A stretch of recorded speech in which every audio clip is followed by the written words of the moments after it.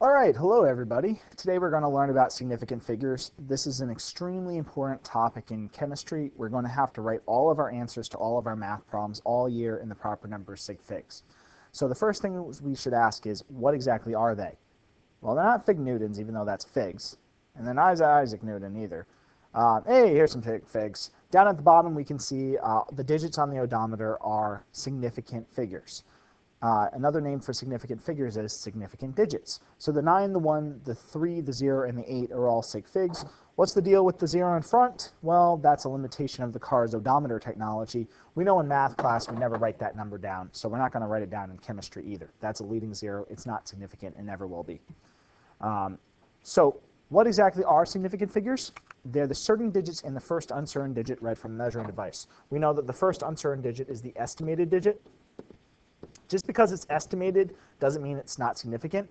For instance, in the car odometer down here, the 8 is the estimated digit because there's decimal points after that. We don't know what those decimal points are, but those decimal points were used to round the 8.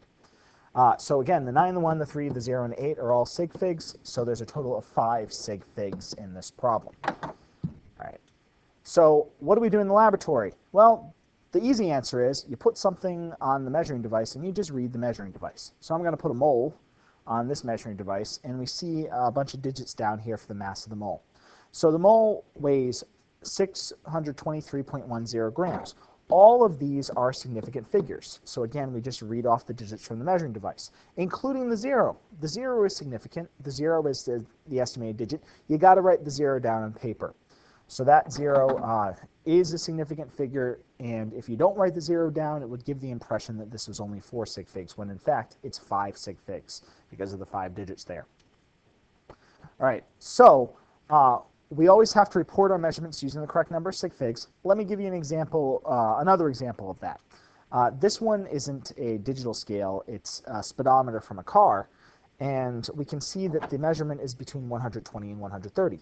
You might think at first that the car is going really fast, but that's kilometers per hour. Oh wait, it actually is going fast because it's around 80 miles per hour, but that's under the speed limit in Montana, I think. So anyway, here's the measurement. It's between 120 and 130. I'm going to call that measurement 128. You could call that 127 or 129. Both of those are also okay because they're within uncertainty. They're technically the correct answer. So 128 is the correct answer. But here's not the correct answer. 128.3864. If you wrote that down as the speed, you'd be totally off your chair, bonkers. You can't write down all those decimal points because they have no basis in reality. The measuring device here didn't read them.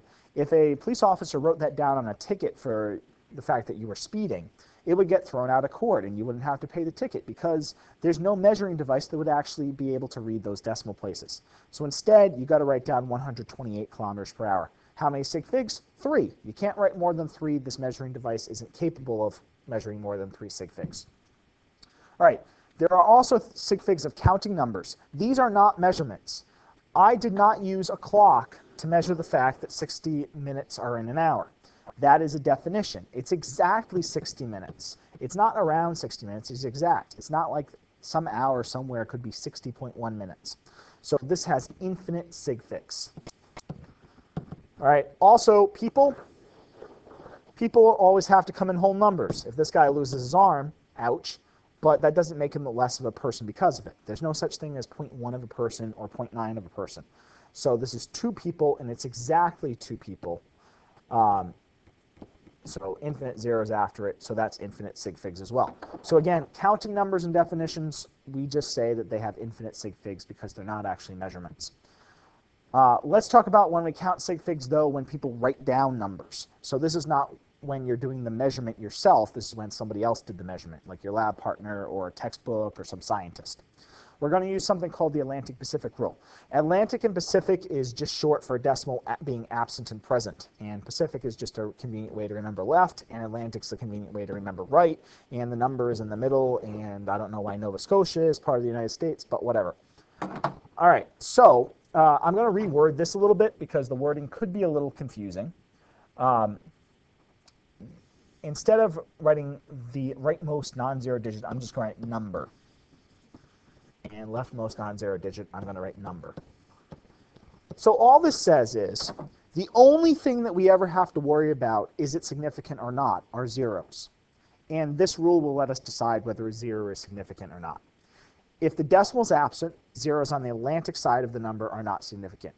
If the decimal is present, zeros on the Pacific side of the number is not significant.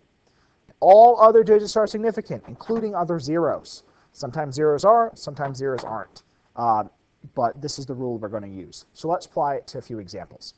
First example is this. Is the decimal absent or present? I say it's absent. And the reason it's absent is because there's no decimal there. Well, there's an assumed decimal there, but there's not one actually written down. So let's start on the Atlantic side. Atlantic's over here, and I'm going to go until I hit a non-zero digit, which is the 7. So all of those zeros are not significant. But all other digits are. So the 5 and the 7 are significant. That makes it 2 sig figs in this problem. Let's do another one. I'm going to do 0.0050 centimeters. This is a case where the decimal is present.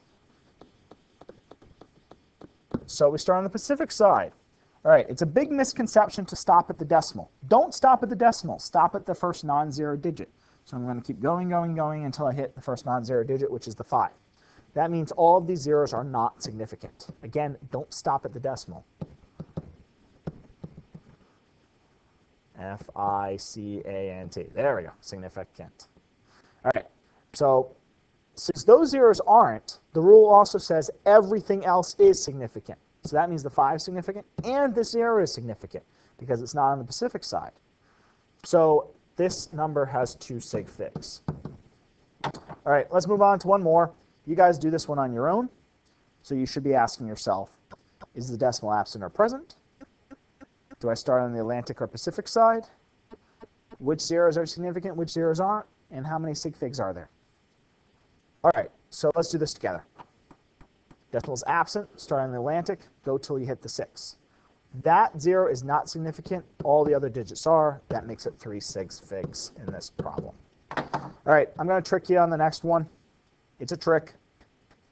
You might think there's 2 sig figs here, which it would be if it was any unit other than people. But people is a counting number. You can't use a measuring device to count people. So therefore, this actually has infinite sig figs because it's a counting number. So just be careful about these. All right. Math operations, this is what it all boils down to. We got to be able to do math. Why math? Why more rules? Calculators lie. You guys know in math class you got to round your answers. Well, you got to do that in chemistry too. Most of the time, calculators give you numbers that are completely not relevant to anything. Calculators will give you lots of extra decimal points. They have nothing to do with reality. So calculators don't do measurements. You got to round the numbers. So just a little reminder of how to round things. The rounded answer should always be close to the regular answer. Keep that in mind. If you go to a bank with $5,123.70 and you ask them to round the money for you, hopefully they give you back $5,000 and not like $50. So you can't just kind of move the decimal point. You got the rounded answer always has to be around the original one. So let's do that in here. We're always going to count the sig figs from the left and round. Here's our example. It tells us to round to 4 sig figs. Why 4? It's because I tell you 4. In other situations, it could be 3 sig figs or 2 sig figs or 5 sig figs or some other number of sig figs. But in this situation, I told you 4, so we're going to round to 4. So like it says, like the rule says, we're going to keep the first 4 digits, and then we're going to use the next one to round. So the 9 is going to round the 7 up, so that's going to be 20.08 meters. If we had rounded this to 1 sig fig, it'd be 20 meters. This 0 is not significant. It's because the Atlantic rule says decimals absent, so therefore zeros on the Atlantic side are not significant. So that 0 is not significant. All right, here's the multiplication division rule. You got to round your answer so that it has the number of sig figs is the factor with the least sig figs. So here's an example. I'm going to multiply 2.0 times 6.000. Actually, let me fix that. I want to make it 3 instead. All right, 0. All right. What's the answer? The calculator is going to give you 6. That's not right. Calculators usually are not going to give you the right answer with this stuff. Instead, we got to round that answer. Well, this number has 2 sig figs, and this number has 5 sig figs. So therefore, our answer has to have the least number of sig figs, which is 2.